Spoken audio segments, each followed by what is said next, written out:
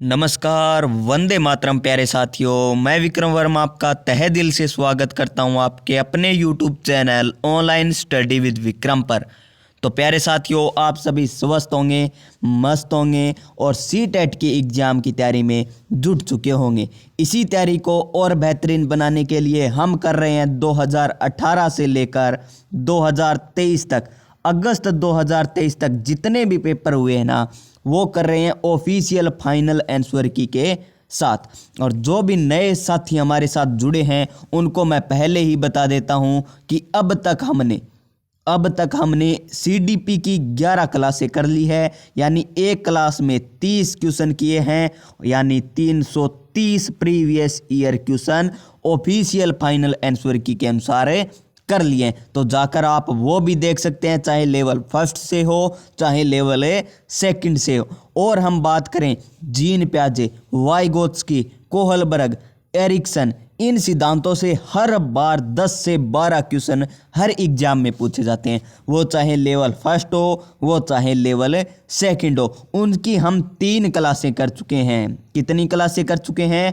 3 क्लासें कर चुके हैं 3 सिद्धांतों की। और ईवीएस की बात करें तो आज हमारी चौथी क्लास रहने वाली है। इससे पहले ईवीएस की हमने कितनी क्लासें कर ली?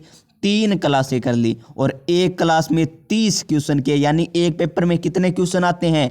30 क्वेश्चन आते हैं। यानी अब तक ईवीएस के 90 प्रीवियस ईयर क्वेश्चन किए हैं और ऑफिशियल फाइनल आंसर की के साथ किए हैं। अगर आपने ये क्लासें भी नहीं देखी है तो हमारे चैनल की प्ले लिस्ट में जाकर आप वो क्लासें देख सकते हैं। और अगर आपका कोई साथी सेकंड लेवल की तैयारी कर रहा है तो उसके लिए साइंस की क्लासें हो चुकी है। कितनी क्लासें हो चुकी है साइंस की? लगभग प्यारे साथियों 5 या 6 क्लासें साइंस की हो चुकी है ऑफिशियल फाइनल आंसर की के साथ। चलिए आज की वीडियो हम स्टार्ट करते हैं एक नए मोटिवेशन के साथ। और क्या है?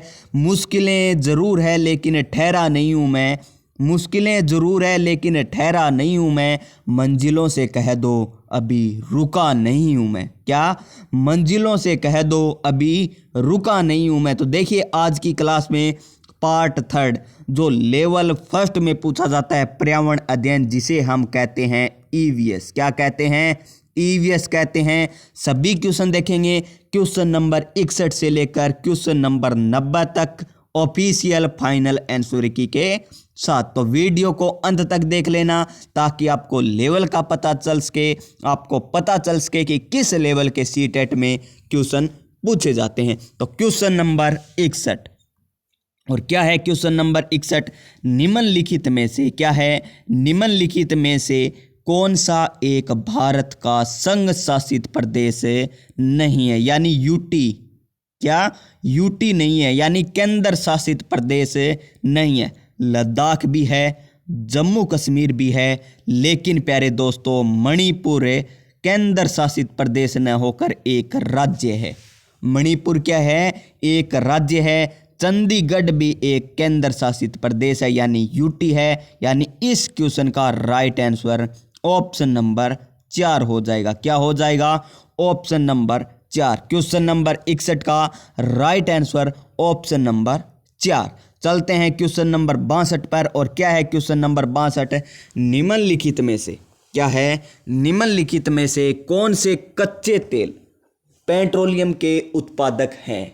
निम्नलिखित में से कौन से कच्चे तेल यानी पेट्रोलियम के उत्पादक हैं? तो ऑप्शन नंबर 1 देखिए, बॉम्बे हाई तथा पश्चिम बंगाल नहीं है। ऑप्शन नंबर 2 असम और उड़ीसा, यहाँ पर भी कच्चे तेल का उत्पादक नहीं किया जाता। लेकिन ऑप्शन नंबर 3 गुजरात एवं तमिलनाडु इस क्वेश्चन का राइट आंसर है, जहाँ पर कच्चे तेल का उत्पादक किया जाता है। यानी ऑप्शन नंबर 3 हो जाएगा इस क्वेश्चन का राइट आंसर। चलते हैं फिर हमारे नेक्स्ट क्वेश्चन। आप सभी को समझ में आ रहे होंगे क्वेश्चन किस लेवल तक के क्वेश्चन पूछे जाते हैं। क्वेश्चन नंबर 63 देखिए, हमारे देश का संविधान निम्नलिखित में से किसके नेतृत्व में बनाया गया था? और ये है 2018 का पेपर है, 2018 का नहीं, जनवरी 2021 में जो पेपर हुआ था ना, वो ये पेपर है। 2023 का पेपर हम कर चुके हैं, 2018 का पेपर हम कर चुके हैं, 2019 का पेपर हम कर चुके हैं, और आज है जनवरी 2021 में जो पेपर हुआ था वो। और क्या है प्यारे साथियों, हमारे देश का संविधान निम्नलिखित में से किसके नेतृत्व में बनाया गया था? क्या मोहनदास करमचंद गांधी, क्या महात्मा गांधी थे उस समय? नहीं थे। सरदार वल्लभ भाई पटेल के नेतृत्व में भी नहीं बनाया गया। ऑप्शन नंबर 3 देखिए, डॉक्टर भीमराव अंबेडकर। डॉक्टर भीमराव अंबेडकर या बाबा साहेब जिन्हें कहते हैं, यानी इस क्वेश्चन का भी राइट आंसर ऑप्शन नंबर 3 हो जाएगा। क्या हो जाएगा? Option number 3। चलते हैं फिर नेक्स्ट क्वेश्चन, क्वेश्चन नंबर 64। शानदार क्वेश्चन है। क्या है? शानदार, जानदार, सबसे most important question, question number 64। क्या है? पौधों के लिए किए जाने वाले नीचे दिए गए कार्यों पर विचार कीजिए। यानी कोई पौधा है, ये मान लीजिए कोई पौधा है इस प्रकार, यहाँ इसकी जड़ें हैं, यहाँ इसका ये तना है, ऊपर ये पौधा बन चुका है, इस प्रकार का ये पौधा है। तो पौधे के लिए, यहाँ पर शब्दों को देखिए प्यारे साथियों ध्यान से, पौधों के लिए किए जाने वाले कार्यों पर विचार करना है। और कौन करता है ये कार्य? और यहाँ पर देखिए क्वेश्चन पूछ रहा है, इनमें से जड़ों के कार्य क्या है? यानी जड़ें पौधों के लिए क्या क्या कार्य करती है, ये हमें बताना है। क्वेश्चन को ध्यानपूर्वक पढ़िएगा ताकि आंसर भी आप ध्यानपूर्वक दे सकें। यानी पौधों के लिए जड़ें क्या क्या कार्य करती है, इस क्वेश्चन में हमें पूछा गया है। तो ऑप्शन नंबर 1 देखिए, पौधों को सहारा देने। देखिए यहाँ पर पौधों को सहारा दे रखा है जड़ ने, सही है। क्या है? सही है। कथन 1, ह्यूमस प्रदान करना। क्या है? ह्यूमस प्रदान करना। जड़ों का ये कार्य बिल्कुल भी नहीं है, जड़ों का ये कार्य बिल्कुल भी नहीं है ह्यूमस प्रदान करना। आगे देखिए, भोजन संचित या भंडारण करना, जड़ों का ये भी कार्य है। जड़ों का पौधों के लिए ये भी कार्य है, भोजन संचित करना। लास्ट देखिए, पानी और खनिज को अवशोषित करना। जी हाँ, हम जड़ों पर ही पानी डालते हैं और ये जड़ें पानी अवशोषित करके पौधों के हर पत्ती तक, हर तने से होकर गुजरकर हर पत्ती, हर टहनी तक पानी को पहुंचाती है और खनिजों को भी पहुंचाती है। यानी A, C, D ये किसके कार्य हो गए? पौधों के लिए जड़ों के कार्य हो गए। तो देखते हैं कौन से ऑप्शन में A, C, D। तो ऑप्शन नंबर 1 देखिए, A और B गलत। ऑप्शन नंबर 2 C और D गलत। Option number 3 B, C, D गलत। Option number 4 A, C, D। यानी इस क्वेश्चन का राइट आंसर ऑप्शन नंबर 4 हो जाएगा। क्या हो जाएगा प्यारे दोस्तों? ऑप्शन नंबर 4 इस क्वेश्चन का राइट आंसर। चलते हैं नेक्स्ट क्वेश्चन पर, क्वेश्चन नंबर 65। क्वेश्चन नंबर 65 ये क्वेश्चन है, ऑप्शन बाद में देखेंगे क्योंकि क्वेश्चन बड़ा है। अगर स्क्रीन छोटी करेंगे तो आपको कम दिखाई देगा। और हम पहले पढ़ लेते हैं क्वेश्चन। और क्वेश्चन क्या है? पोचमपल्ली। क्या है? पोचमपल्ली भारत के दक्षिणी राज्य का एक कस्बा है। दक्षिणी राज्य का एक कस्बा है। कौन? पोचमपल्ली। जो सुंदरता से डिजाइन की गई चमकदार रंगों की पोचमपल्ली साड़ियों और विशेष प्रकार की बुनाई, जिसे भी पोचमपल्ली ही कहते हैं। यानी यहाँ के जो सुंदर डिजाइन की गई साड़ियाँ हैं, जिसे पोचमपल्ली साड़ियाँ ही कहते हैं, के लिए प्रसिद्ध है। यह कस्बा अब किस राज्य का भाग है? हमें बताना है कि पोचमपल्ली भारत के कौन से राज्य में स्थित है। तो कौन से राज्य में स्थित है? तेलंगाना राज्य में स्थित है। देखते हैं ऑप्शन कहाँ दे रखा है। तेलंगाना। ऑप्शन नंबर 1 दे रखा है हमें कर्नाटक, जो गलत है। ऑप्शन नंबर 2 दे रखा है केरल, जो गलत है। ऑप्शन नंबर 3 दे रखा है तेलंगाना। यानी इस क्वेश्चन का राइट आंसर ऑप्शन नंबर 3 हो जाएगा। क्या हो जाएगा? Option number 3। चलते हैं हमारे फिर नेक्स्ट क्वेश्चन, क्वेश्चन नंबर 66 पर। और क्वेश्चन नंबर 66 है साइंस से संबंधित। किससे संबंधित है? साइंस से संबंधित है। और क्वेश्चन क्या है? निम्नलिखित में से खाद्य पदार्थों के उस समूह को चुनिए।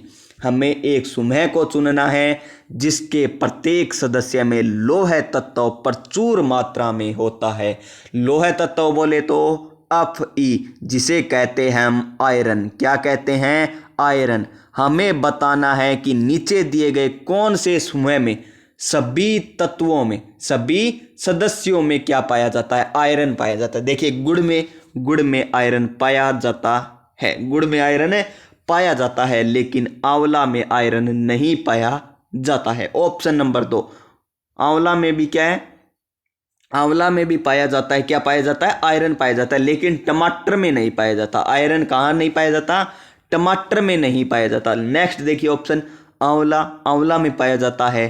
पालक में तो प्रचुर मात्रा में आयरन पाया जाता है, और गुड़ में भी आयरन पाया जाता है। यानी ऑप्शन नंबर 2 हो जाएगा इस क्वेश्चन का राइट आंसर। क्या हो जाएगा? ऑप्शन नंबर 2, आंवला, पालक, गुड़, इनमें आयरन यानी Fe कह दीजिए या लौह तत्व प्रचुर मात्रा में पाया जाता है। तो क्वेश्चन आपको समझ में आ रहे होंगे। अगर आपको ये क्लास अच्छी लग रही है तो वीडियो को लाइक कर दीजिएगा, अपने दोस्तों के पास जरूर शेयर कर दीजिएगा, और चैनल को सब्सक्राइब कर लीजिएगा। क्वेश्चन नंबर 67 शानदार क्वेश्चन है, आपकी समझ पर आधारित क्वेश्चन है। और क्या है? निम्नलिखित में से पक्षियों का वह समूह चुनना है। हमें अब की बार क्या चुनना है? पक्षियों का समूह चुनना है जिसका प्रत्येक सदस्य हमारी तुलना में 4 गुना अधिक दूरी की वस्तुओं को स्पष्ट देखने में सक्षम होता है। यानी हम जहां तक देख पाते हैं ना, उससे 4 गुना अधिक दूरी तक कौन से पक्षी देख सकते हैं, उनका समूह हमें बताना है। तो ऑप्शन नंबर 1 देखिए, काफ्ता। ऑप्शन नंबर 1 में क्या है? काफ्ता, कौवा तो प्यारे साथियों यहाँ नीचे ही उड़ता है। आपने सभी ने देखा होगा कौवा को उड़ते हुए। कौवा जिसे हम आसान भाषा में क्या कहते हैं? कागला। क्या कहते हैं? कागला कहते हैं। मोर ये भी नहीं होगा, क्योंकि ये बहुत अधिक ऊंचाई पर नहीं उड़ते हैं। फिर देखिए बाज तो बहुत ऊंचा उड़ता है, ये अधिक दूरी देखने में सक्षम है। कबूतर तो आपने देखा ही होगा, सबसे अधिक ऊंचाई पर नहीं उड़ता, तो ये गलत हो गया। फिर देखिए कौवा आ गया, ये गलत हो गया। फिर देखिए ऑप्शन नंबर 4 में बाज बहुत ऊंचा उड़ता है। चील, गिद्ध, यानी इस क्वेश्चन का राइट आंसर ऑप्शन नंबर 4 है, जो मनुष्य से अधिक दूरी यानी 4 गुना ज्यादा दूरी तक देखने में सक्षम है। बाज, चील, गिद्ध। चलते हैं हमारे नेक्स्ट क्वेश्चन नंबर 68 पर। और क्वेश्चन नंबर 68 है, नीचे दिए गए किस एक राज्य के ग्रामीण लोग अपने ढालू छत वाले यानी इस प्रकार का इनका मकान होता है कि ढाल दिए हुए, क्या है? ढाल दिए हुए इनका घर होता है। ढाल दिए हुए इनका घर होता है। लकड़ी के मकान मजबूत बांस के खंभों पर, देखिए मजबूत बांस के खंभों पर इनके घर बनाए जाते हैं। मजबूत बांस के खंभों पर इनके घर बनाए जाते हैं, जो धरती से 3 मीटर की ऊंचाई पर बनते हैं। और धरती से कितनी ऊंचाई पर है? 3 से 3.5 मीटर की ऊंचाई पर है। ऊंचाई पर क्यों बनाए जाते हैं? क्योंकि जहां पर बाढ़ अधिक आती है इसलिए ऊंचाई पर बनाए जाते हैं। और मजबूत बांध से क्यों बनाए जाते हैं? क्योंकि बाढ़ में ये बह ना सके। क्या राजस्थान में बाढ़ आती है? नहीं आती। लद्दाख में नहीं। असम में बाढ़ की संभावना अधिक है। यानी इस क्वेश्चन का राइट आंसर ऑप्शन नंबर 3 हो जाएगा। क्या हो जाएगा? Option number 3। चलते हैं हमारे फिर नेक्स्ट क्वेश्चन नंबर 69 पर। और ये क्वेश्चन आप तभी कर सकते हैं जब आपको आता है मानचित्र। भारत यानी इंडिया का मैप अगर आपको आता है तभी आप इस क्वेश्चन को कर सकते हैं। और क्वेश्चन क्या है? भारत के मानचित्र में दिल्ली की स्थिति के सापेक्ष हमें किसके सापेक्ष बताना है? दिल्ली के सापेक्ष बताना है। किसके सापेक्ष? दिल्ली के सापेक्ष। ये है दिल्ली हमारी, यहां पर दिल्ली हो गई यहां पर, ठीक है। फिर देखिए दिल्ली के सापेक्ष किसकी स्थिति बतानी है? गांधीनगर, जो क्या है गुजरात की राजधानी। और गुजरात कहाँ पर पड़ता है, यहाँ नीचे पड़ता है प्यारे साथियों, यहाँ पर गुजरात जहाँ पर गांधीनगर स्थित है। और क्या बताना है, पटना जो बिहार की राजधानी है। और पटना कहाँ पर पड़ता है, यहाँ पर, क्योंकि दिल्ली यहाँ पर है, यहाँ पर राजस्थान आ जाता है, यहाँ पर उत्तर प्रदेश आ जाता है, उत्तर प्रदेश उसके बाद बिहार आता है, यानी यहाँ पर क्या आ गई, पटना। यहाँ एक हमें अनुमानित स्थिति ली है, क्या ली है, अनुमानित स्थिति ली है। ये करेक्ट स्थिति नहीं है, अनुमानित स्थिति है। यहाँ दिल्ली मान लीजिए, यहाँ गांधीनगर है, यहाँ बिहार है। और अब बताएंगे हम किसके सापेक्ष से, दिल्ली के सापेक्ष। ये कौन सी दिशा, उत्तर दिशा। ये कौन सी दिशा, दक्षिण दिशा। ये कौन सी, पूर्व। ये कौन सी दिशा, पश्चिम दिशा। तो पहले बात करते हैं हम गांधीनगर की। तो गांधीनगर कौन सी दिशा में स्थित है, गांधीनगर है यहाँ पर। तो कौन सी दिशा हो गई, ये हो गई दक्षिण, ये हो गई पश्चिम, ये हो गई, यानी गांधीनगर दक्षिण पश्चिम दिशा में है। तो देखिए दक्षिण पूर्व, ये ऑप्शन गलत।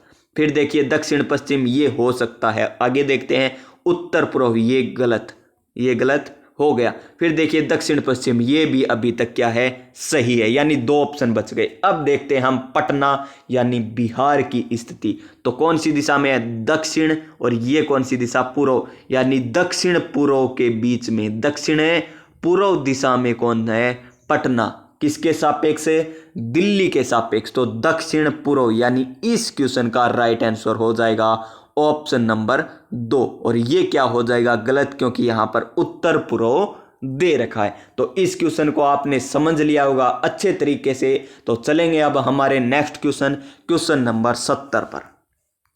क्वेश्चन नंबर 70 में पहले पढ़ लीजिए क्वेश्चन, उसके बाद देखेंगे ऑप्शन। निम्नलिखित में से किसने मटर के पौधे के सापेक्ष प्रयोग किए। सबको पता है ग्रोग जो मेंडल थे, कौन थे, मेंडल थे, प्रयोग किया था। और यह पाया कि मटर के पौधों में कुछ ऐसे लक्षण होते हैं जो जोड़ियों में पाए जाते हैं, जैसे चिकने और खुरदरे, लंबे या बौने, पीले या हरे आदि।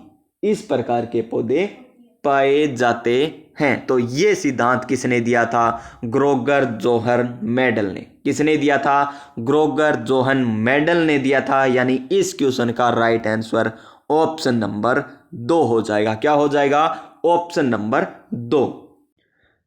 चलिए अब बात करते हैं हमारे क्वेश्चन नंबर नेक्स्ट है, क्वेश्चन नंबर 71 पर।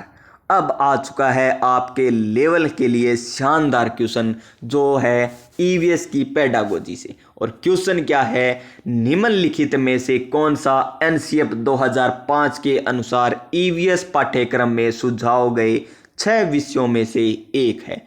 6 विषयों में से एक बताना है जो एनसीएफ 2005 के अनुसार जो पाठ्यक्रम तय किया गया था ना ईवीएस का, उसके अनुसार। तो इस क्वेश्चन का राइट आंसर है ऑप्शन नंबर 3।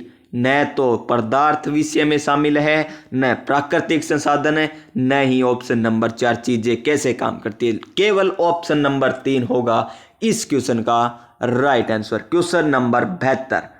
अगर ये शब्द आपको पता है ना क्या होता है, तभी आप इस क्वेश्चन को कर पाएंगे। और क्या है, उपाख्यान। क्या है, उपाख्यान अभिलेखों में क्या नहीं दर्ज करना चाहिए, क्या दर्ज नहीं करना चाहिए, ये हमें बताना है। और उपाख्यान अभिलेख क्या होते हैं, जिनमें बच्चों की रुचियों को शामिल किया जाता है, बच्चों की कमजोरियों को शामिल किया जाता है, बच्चे की क्या मजबूती है, ये शामिल किया जाता है। किसमें, उपाख्यान अभिलेख में। अगर ये शब्द आपको ध्यान में है तो आप इस क्वेश्चन का राइट आंसर आसानी से दे सकते हैं। और हमें क्या बताना है, नहीं दर्ज करते तो मुख्य रूप से समस्याग्रस्त स्थितियों की पहचान करना, नहीं ये शामिल नहीं करते। निर्णय वाले कथनों को लिखना नहीं, मजबूती और कमजोरियों की पहचान करना सही है, ये तो शामिल करते हैं। और यहाँ पर देखें बच्चे की रुचियों के और संबंधों आदि की, ये भी शामिल करते हैं। और हमें पूछा है शामिल या दर्ज नहीं करते, ए और बी हम शामिल नहीं करते हैं। यानी इस क्वेश्चन का राइट आंसर ए और बी। तो ऑप्शन देखते हैं, ए बी कौन से में दे रखा है, ऑप्शन नंबर 1 में ही दे रखा है। ऑप्शन नंबर एक क्या है, ए और बी, यानी इस क्वेश्चन का राइट आंसर हो जाएगा ऑप्शन नंबर ए। क्या हो जाएगा, ऑप्शन नंबर एक हो जाएगा। चलते हैं हमारे नेक्स्ट क्वेश्चन, क्वेश्चन नंबर 73 पर। और क्वेश्चन नंबर 73 शानदार क्वेश्चन है। और क्या है शानदार क्वेश्चन, आप एक एकीकृत ईवीएस कक्षा के लिए किसे योजना बनाएंगे। कैसे योजना, किसे नहीं कैसे। मान लीजिए एकीकृत ईवीएस कक्षा बनानी है आपको, तो किस प्रकार की योजना बनाएंगे। एक पाठ में दो या दो से अधिक विषय क्षेत्रों को मिलाएंगे। जी हाँ, एकीकृत का तो यही मतलब होता है, यानी इस क्वेश्चन का राइट आंसर ऑप्शन नंबर एक ही हो जाएगा। हमें आगे पढ़ने की जरूरत भी नहीं है। चलते हैं हमारे फिर नेक्स्ट क्वेश्चन पर। तो प्यारे साथियों, आंखों में अरमान लिया, मंजिल को अपना मान लिया, अब मुश्किल क्या आसान क्या, ठान लिया सो ठान लिया। तो क्वेश्चन नंबर 74 करेंगे। अगर हमने ठान लिया है अब की बार सीटेट को पार करना, तो क्वेश्चन नंबर 75 पुनीत ने, किसने, पुनीत ने अपनी कक्षा 5 के शिक्षार्थियों को मानव शरीर की एक रूपरेखा दी। पुनीत ने, या आप अपना नाम सोच सकते हैं, कक्षा 5 के विद्यार्थियों को मानव शरीर की एक रूपरेखा दी और उन्हें भोजन विषय पढ़ाने से पहले पाचन तंत्र बनाने को कहा। पुनीत चाहता है, पुनीत क्या चाहता था बच्चों से, ये हमें बताना है। परीक्षण करना कि शिक्षार्थी नामांकित आरेख बना सकते नहीं। पाचन से संबंधित विद्यार्थियों के विचारों को प्राप्त करना। जी हाँ, वह पहले चाहता था। क्या उन्हें पाचन तंत्र के बारे में कुछ पता है, किस प्रकार पाचन होता है। पहले मुख में भोजन जाता है, उसके बाद ग्रसनी से होते हुए आमाशय में भोजन जाता है, उसके बाद छोटी आंत, उसके बाद बड़ी आंत, इस प्रकार भोजन जाता है। ये पहले जानना चाहता था कौन, पुनीत। यानी इस क्वेश्चन का राइट आंसर ऑप्शन नंबर 2 हो जाएगा। क्या हो जाएगा, ऑप्शन नंबर 2। चलते हैं question number next 75 number question पर। और क्या है, निम्नलिखित में से रचनात्मक आकलन के संबंध में सही नहीं है। इन शब्दों को अगर आप ध्यान से देख लोगे ना, सही नहीं है, तो आप क्वेश्चन लगभग 50% सही कर दोगे। और किसके बारे में, रचनात्मक आकलन के बारे में सही नहीं है, ये हमें बताना है। रिपोर्ट कार्ड के प्रत्येक तिमाही में इसकी सूचना दी जानी चाहिए, नहीं दी जानी चाहिए, कोई जरूरी नहीं है। ये क्या है, गलत। अधिगम के, तो और हमें क्या बताना, सही नहीं है। यानी ऑप्शन नंबर एक ही इस क्वेश्चन का क्या हो जाएगा, राइट आंसर हो जाएगा। आगे देखिए, आगे पढ़ने की जरूरत ही नहीं है, अगर पढ़ते हो तो पढ़ लीजिए। देखिए, अधिगम को सुदृढ़ करने के लिए यह अध्यापक को समय पर कार्रवाई करने में मदद करता है। सही है, रचनात्मक आकलन। इसको छात्रों की प्रगति की निगरानी करना है, सही है। आगे देखिए, बच्चे के सीखने की कोई भी जानकारी रचनात्मक आकलन में मदद कर सकती है। सभी से ये मात्र ऑप्शन नंबर 1 को छोड़कर। चलते हैं हमारे नेक्स्ट क्वेश्चन, क्वेश्चन नंबर 76 पर। और क्या है क्वेश्चन नंबर 76, समिता अपने शिक्षार्थियों को कार्य से संबंधित लैंगिक विषमता। इसी प्रकार का क्वेश्चन आपको सीडीपी में भी पूछा जाता है। लैंगिक विषमता और रूढ़िवादी छवियों के प्रति संवेदनशील करना चाहती है। देखिए, रूढ़िवादी जो छवियां प्राचीन समय से चली आ रही है, बच्चे, लड़कियां घर का काम करेगी, लड़के पढ़ने जाएंगे, लड़कियां गुड्डियों से खेलेगी, लड़के बाहर खेलेंगे, जो प्राचीन रूढ़िवादिता चली आ रही है, लैंगिक विषमता चली आ रही है, उसको संवेदनशील करना चाहती है कौन, समिता। कौन करना चाहती है, समिता। तो समिता को निम्नलिखित में से अपनी कक्षा में क्या करना चाहिए, अपनी कक्षा में क्या करना चाहिए। सीधे ही हम ऑप्शन की बात करें तो ऑप्शन नंबर 4, एक छात्र की मां को कक्षा में आमंत्रित करें जो ऑटो चालक है, जो ऑटो चालक है। और देखिए, और देख लीजिए, यहाँ पर क्या कर रहे हैं, लड़कों को प्रतिदिन कक्षा को साफ करना को कहें, या क्या करेगा, लैंगिक रूढ़िवादिता को कम नहीं करेगा। लेकिन ऑप्शन नंबर 4 होगा इस क्वेश्चन का राइट आंसर। चलते हैं हमारे नेक्स्ट क्वेश्चन, क्वेश्चन नंबर 77 पर। और क्या है, कक्षा 5 के समयन आमतौर पर अपना दिया हुआ कक्षा का कार्य नहीं करते। समयन है ना, वो कार्य नहीं करता। यहाँ पर अगर आप अपना नाम भी लिख लो ना, कोई कोताही नहीं होगी, कोई भी गलत नहीं होगा, क्योंकि हम कभी भी, मैं मेरा नाम भी लिख लूँ ना, तो कोई दिक्कत नहीं है। कक्षा 5 में विक्रम आमतौर पर अपना दिया हुआ कक्षा का कार्य नहीं करते थे। मुद्दे को हल करने का सबसे अच्छा उपाय हो सकता है, सबसे अच्छा उपाय उसकी कठिनाई का पता लगाने और उसके अनुसार कक्षा का कार्य को समायोजित करने के लिए उससे बातें करें। जी हाँ, ये आज का ट्रेंड है। इस प्रकार एनसीएफ 2005 तैयार किया गया। पहले क्या होता था, काम नहीं किया, कठिनाई नहीं जानते, पहले मारते थे, उसके बाद पूछते थे काम क्यों नहीं किया। यानी इस क्वेश्चन का राइट आंसर ऑप्शन नंबर 1 हो जाएगा। क्या हो जाएगा? Option number 1। चलते हैं हमारे नेक्स्ट क्वेश्चन, क्वेश्चन नंबर 78 पर। और 78 नंबर क्वेश्चन क्या है, ये देखिए, थोड़ा बड़ा क्वेश्चन जरूर है। पहले हम क्वेश्चन पढ़ लेते हैं। क्या क्वेश्चन पढ़ लेते हैं।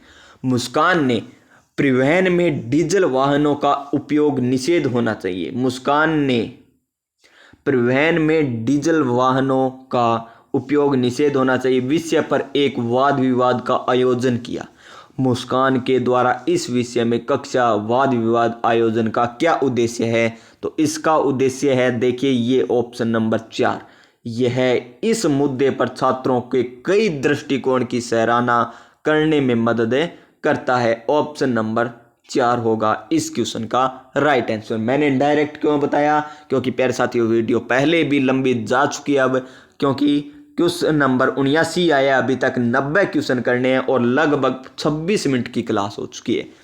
ईवीएस में मानचित्रण कौशल। ईवीएस में मानचित्रण कौशल क्या है? तो ईवीएस में मानचित्रण कौशल है स्थानों के सापेक्ष स्थिति की समझ को विकसित करना।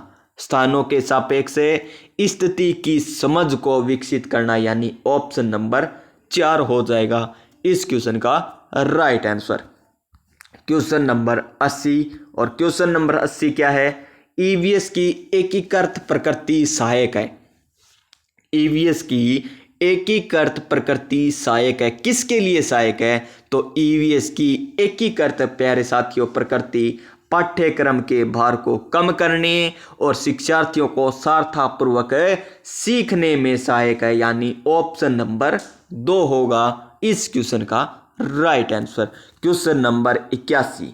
और क्या है क्वेश्चन नंबर 81? निम्नलिखित में से क्या ईवीएस में आकलन का एक व्यापक संकेतक नहीं है?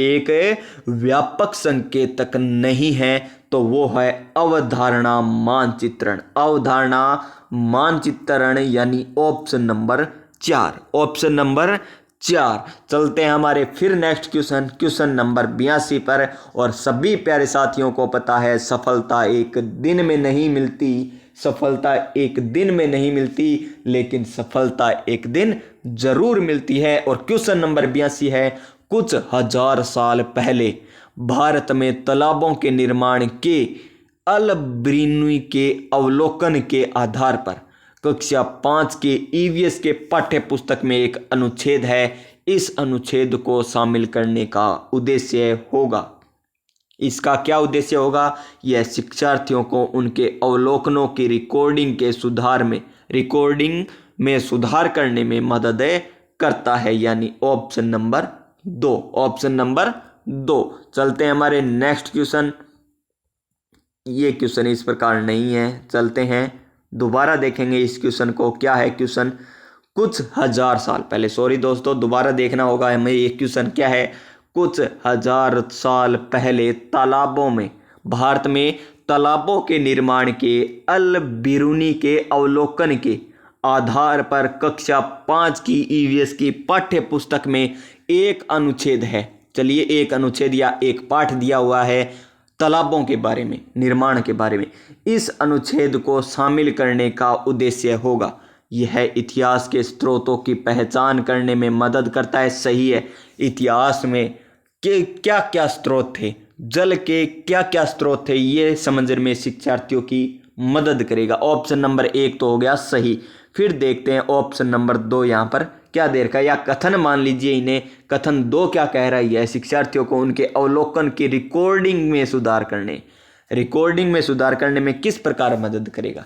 ये तो क्या हो जाएगा? गलत हो जाएगा, जो हमने पहले सही कर दिया था। और यह है शिक्षार्थियों को कुछ हजार साल पहले भारत में मौजूद तकनीकों की सराहना करने में मदद करेगा। जी हाँ, ए भी सही है, सी भी सही है, और यह शिक्षार्थियों को इतिहास में साक्ष्य की भूमिका की सराहना करने में मदद करता है, ये भी सही है। यानी ए, सी, डी तो सही है, लेकिन बी गलत है। ए, सी, डी सही है और बी क्या है, गलत है। चलते हैं, अब देखेंगे क्वेश्चन का राइट आंसर। ए, सी, डी ये एक नहीं है, ए, सी, डी यानी ऑप्शन नंबर 2 होगा इस क्वेश्चन का राइट आंसर। क्वेश्चन नंबर 83, और क्वेश्चन नंबर 83 क्या है? क्वेश्चन नंबर 83 है हमारा, पहले बड़ा क्वेश्चन है इसलिए पहले हम क्वेश्चन पढ़ लेते हैं। अपनी कक्षा में 50 से अधिक छात्रों के साथ वाणी उन्हें एक ऐसी गतिविधि में जोड़ना चाहती है जिसमें सीखने को बढ़ाने के लिए अधिकतम संख्या में इंद्रियां शामिल हो।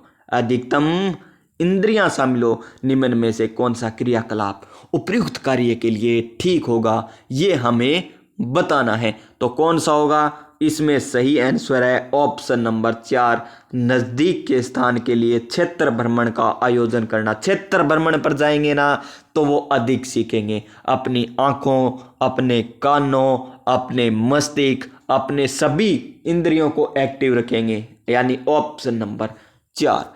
क्वेश्चन नंबर 84, और क्या है क्वेश्चन नंबर 84 प्यारे साथियों? क्वेश्चन नंबर 84 है, इकरा अपने शिक्षार्थियों को, इकरा कौन है? इकरा अपने शिक्षार्थियों को ईवीएस में समाचार पत्रों और पत्रिकाओं को पढ़ने के लिए क्यों प्रोत्साहित करती है? क्योंकि ये शिक्षार्थियों को उनके अपने संसार से जुड़ने में सहायता करते हैं, यानी ऑप्शन नंबर 2। क्या ये मनोरंजन? नहीं। स्वतंत्र बनाने में सहायक है शिक्षार्थियों को? नहीं। शिक्षार्थियों में प्रतिस्पर्धा बनाती है? नहीं, यानी ऑप्शन नंबर 2 राइट आंसर हो जाएगा। क्वेश्चन नंबर 85, और क्या है? पर्यावरण अध्ययन में प्रश्न करने को एक युक्ति के रूप में उपयोग किया जाता है। पर्यावरण अध्ययन में प्रश्न करने को एक युक्ति के रूप में उपयोग किया जाता है। तो इस क्वेश्चन का राइट आंसर है, अनुशासन को बनाए रखने के लिए प्यारे साथियों क्या पर्यावरण अध्ययन में प्रश्न करने को एक युक्ति के रूप में उपयोग किया जाता है? नहीं किया जाता। ध्यान खींचने में? नहीं। नियमों को पालन को बढ़ावा देने? नहीं। कक्ष में जिज्ञासा बढ़ाने के लिए, यानी ऑप्शन नंबर 4 हो जाएगा इसका राइट आंसर। क्वेश्चन नंबर 86, नीचे दिए गए कौन से एक राज्य में तोरंग क्या है? तोरांग क्या है? तोरांग का अर्थ है जंगल, असम। यानी तोरांग का अर्थ जंगल कौन से राज्य में कहा जाता है, ये हमें बताना है। तो झारखंड में कहा जाता है, ऑप्शन नंबर 4। क्या हो जाएगा? Option number 4। ये देखिए शानदार क्वेश्चन है, ये है रीजनिंग का क्वेश्चन। क्वेश्चन बड़ा जरूर है, हम बाद में देखेंगे, और सीधे हम बात करते हैं। देखिए इसको हल करते हैं। क्या करते हैं? हल करते हैं। तो हल किस प्रकार करेंगे? आपका घर x पर स्थित है, ये हो गया x। आपका घर x पर स्थित है तथा आपका विद्यालय y पर स्थित है। यदि आप विद्यालय के ठीक सामने हैं परंतु बीच में एक राजमार्ग होने के कारण आप सीधे नहीं जा सकते, अतः आप पहले ठीक दक्षिण में 125 मीटर की दूरी पर चलते हैं। देखिए पहले हम दक्षिण में चलेंगे ना तो थोड़ा ऊपर ले लेते हैं। कहाँ पर चलना है? दक्षिण में। यहाँ मान लीजिए यहाँ पर क्या है? x। पहले 125 मीटर दूर दक्षिण में, ये चलिए दक्षिण में 125 मीटर की दूरी पर चल लिए दक्षिण में। फिर देखिए, फिर ठीक पूर्व में 100 मीटर लंबा सुरंग पथ पार करते हैं। 100 मीटर पैर पार किया हमने सुरंग, 100 मीटर पूर्व में चल लिए। फिर देखिए, और अंत में आप ठीक उत्तर में 125 मीटर की दूरी पर वाई विद्यालय पर पहुंचते हैं। यानी वाई विद्यालय 125 मीटर की दूरी तय कर वाई विद्यालय में पहुंच जाते हैं। तो दूरी पर वाई अपने विद्यालय पर पहुंचते हैं। वाई पर विद्यालय के सापेक्ष एक्स अपना घर कहाँ स्थित है? तो कहाँ पर है? 100 मीटर पूर्व में स्थित है। 100 मीटर पूर्व में स्थित है, यानी 100 मीटर ठीक पूर्व में।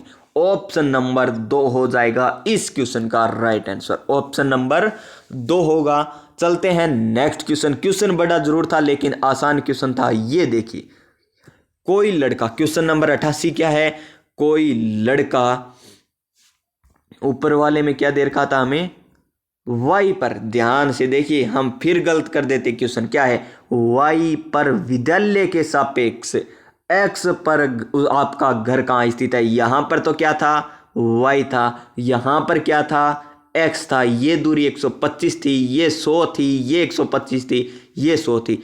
तो घर पूछा है हमें कौन सी दिशा में है, स्कूल से यानी विद्यालय से घर पूछा है। तो घर कौन सी दिशा में, पश्चिम दिशा में। कौन सी दिशा में है, पश्चिम दिशा में है। और 100 मीटर पश्चिम में है, 100 मीटर पश्चिम में, यानी ऑप्शन नंबर 3 होगा इस क्वेश्चन का राइट आंसर। अगर हमसे पूछता कि विद्यालय किस दिशा में है, घर के सापेक्ष विद्यालय की स्थिति पूछता, तब आता 100 मीटर ठीक पूर्व में। लेकिन हमें पूछा है विद्यालय के सापेक्ष घर की स्थिति, तो घर है 100 मीटर पश्चिम में, 100 मीटर पश्चिम में। चलते हैं अब हमारे नेक्स्ट क्वेश्चन, क्वेश्चन नंबर 88 पर। और क्या है क्वेश्चन नंबर 88, कोई लड़का नागरकोइल से मड़गांव जाने के लिए 4 जून 2020 को किसी रेलगाड़ी में सवार होता है। देखिए यहां है नागरकोइल, यहां से सवार होता है और मड़गांव जाता है। ये हो गया नागरकोइल, ये हो गया मड़गांव। और 4 जून 2020 को, 4 जून 2020 को यहां से रवाना होता है। और देखिए को रेलगाड़ी पर, यह रेलगाड़ी 22:30 बजे नागरकोइल से चली, यानी 22:30 पर यहां से चलती है। और 6 जून को 4:30 बजे मड़गांव पहुंचती है, 4:30 बजे पहुंचेगी यहां पर मड़गांव में। और इस अंतराल में रेलगाड़ी 1145 किलोमीटर दूरी तय करती है। तो औसत चाल हमें बतानी है। और चाल बराबर क्या होता है, चाल बराबर होता है दूरी बटा समय। चाल बराबर क्या हो जाएगा, दूरी बटा समय हो जाएगा। क्या हो जाएगा, दूरी बटा समय। और देखिए यहां से 22:30 है ना, 23:30 और 24 बजेंगे तो आधी घंटा और लग जाएगी, यानी 1.5 घंटा। तो 4 जून के हो गए और 5 जून के टोटल कितने हो गए, 24 घंटा हो गए। 5 जून के तो सभी लेने हैं ना हमें, 5 घंटा कितने लेने हैं, नहीं 24 घंटा लेने हैं 5 जून के। और 4 जून के कितने घंटे शेष हैं, 1 घंटा 30 मिनट, यानी टोटल कितने हो गए, 25 घंटा 30 मिनट। अब आगे बात करते हैं, 25 घंटा 30 मिनट होने के बाद देखिए 4.5 घंटा किसके लेने हैं, 6 जून के। 4.5 घंटा किसके लेने हैं, इसके लेने हैं। तो इसको हम करेंगे तो टोटल घंटे कितने हो जाएंगे, 30 घंटे। टोटल कितने घंटे हो जाएंगे, 30 घंटे हो जाएंगे। और दूरी हमें कितनी दे रखी है, 1145 दूरी दे रखी है, घंटे 30 हो जाएंगे। अगर इसका भाग इसमें देंगे ना, दूरी बटा समय क्या निकल कर आ जाएगी, चाल आ जाएगी। क्या आ जाएगी, चाल आ जाएगी। तो भाग दीजिए, 30 तिया कितना होता है, इस प्रकार हम भाग दे लेते हैं, आसान रहेगा। 30 का भाग देंगे 3 पर जाएगा, 90 आएंगे। कितना बचेगा, 4 यहाँ पर बचेगा और यहाँ पर 2 बचेगा, यहाँ पर 5 आएगा। फिर किस पर जाएगा, ये जाएगा 6 तिया 18, 7 तिया 21, 8 तिया 24, 8 पे जाएगा। किस पर जाएगा, 8 पर। 8 पर जाएगा तो 240 आएगा। कितना शेष बच गया, 5 बच गया। फिर पॉइंट लगेगा, फिर नीचे 0 आएगा। क्या आएगा, यानी 38 पॉइंट समथिंग आएगा। क्या आएगा, 38 पॉइंट समथिंग, यानी ऑप्शन नंबर 2, क्वेश्चन नंबर 88 का ऑप्शन नंबर 2 होगा राइट आंसर।